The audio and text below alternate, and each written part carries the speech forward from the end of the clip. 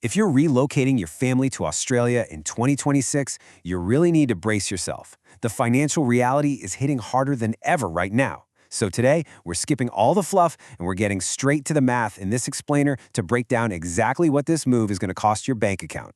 $7,500. Plus, that is the estimated minimum monthly baseline you'll need just to simply survive as a family of four landing in a major city like Sydney today. That one number bundles your rent, transport, utilities, and your mandatory health insurance. Honestly, it's a massive figure, but it really is the realistic floor. So let's dive in and see exactly how we get there. Now contrast that family estimate with the exact data-backed monthly cost for a single international student or just an individual arriving on their own. We're looking at $3,255. It's a completely different ballgame for sure, but it still requires some really careful planning. Let's break down exactly where these numbers come from, starting with what is absolutely the biggest drain on your budget. Section 1. Renting in major cities. So there's a very clear divide between the major cities.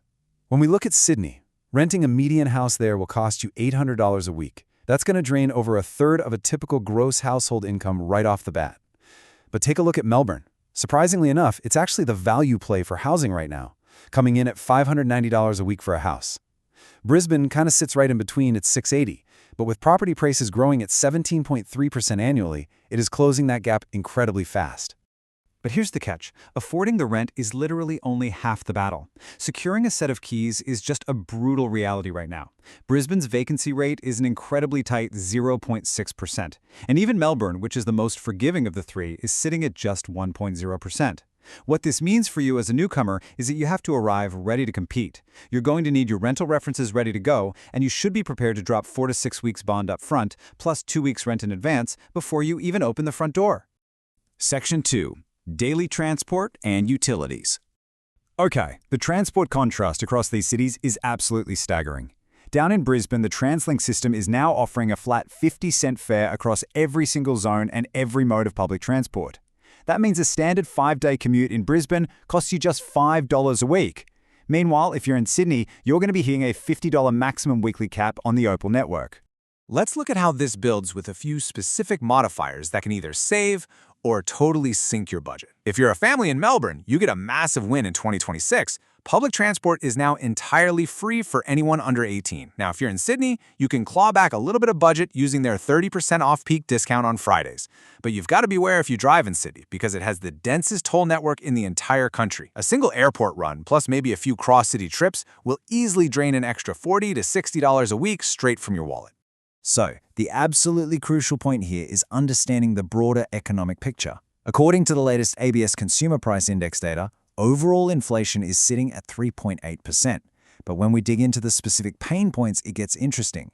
We actually got some relief from a 10.9% drop in global automotive fuel prices. However, electricity bills, they absolutely skyrocketed, climbing a whopping 22.4% over the last year as those previous government rebates finally expired. But there is a silver lining.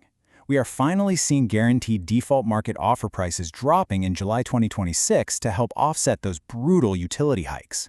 Bills in New South Wales are dropping up to 8.2%, and Southeast Queensland is seeing drops of up to 10.1%. Plus, there's this new solar share offer launching, which actually provides free electricity windows right in the middle of the day for households with smart meters. If you work from home, that is absolutely worth structuring your day around.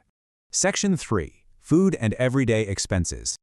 All right, for a single arrival, you should be budgeting somewhere between $100 and $160 per week just for groceries.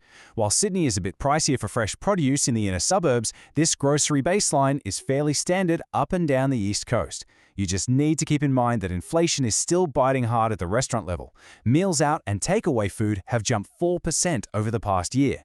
Section 4. Childcare and health costs. Now, if you have young kids, this part is huge. Starting in January 2026, the government introduced the 3-day guarantee for childcare. This is a massive policy shift, and it drastically lowers the cost floor for newly arrived eligible migrant families. Every eligible family is now entitled to 72 hours per fortnight of subsidized care, so that's 3 days a week, with absolutely no work or study activity test required. It really is a fantastic increase in support. But, while childcare definitely gets easier, private health insurance premiums jumped by an average of 4.41% in April 2026. This is basically an unavoidable cost, because most temporary visa holders are legally required to maintain overseas visitor health cover. For a family, those policies can easily run you $250 to $500 every single month, so you absolutely must factor this into your spreadsheet. Section 5. The final monthly budget. And here is your 2026 reality check. A single person in a major city can expect to spend about $3,255 a month. But a family of 4, you're staring down a minimum baseline of over $7,500 every single month. By breaking this down line by line into rent, food, transport, and health, you can really clearly visualize exactly what you need to budget for before you even think about booking those flights. So, the data is pretty clear. Sydney demands the highest premium, Melbourne offers the best housing value, and Brisbane gives you unbelievable transport bargains. That is, of course, if you can beat that tight 0.6% vacancy rate. Based on all the hard numbers we've just unpacked today, the ultimate question for you is, which city truly aligns with your 2026 budget?